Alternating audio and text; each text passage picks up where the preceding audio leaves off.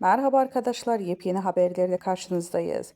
Hande Erçel'den sürpriz paylaşım, Instagram'da beğeni yağmuru.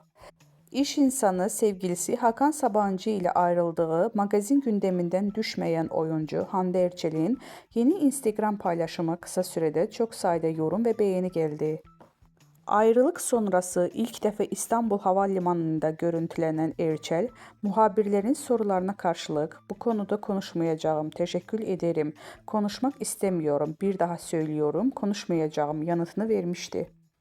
Sosyal medya paylaşımlarıyla adından söz ettiren Hande Erçel, davetli olarak katıldığı Milano Moda Haftası basının ilgi odağı olmuştu.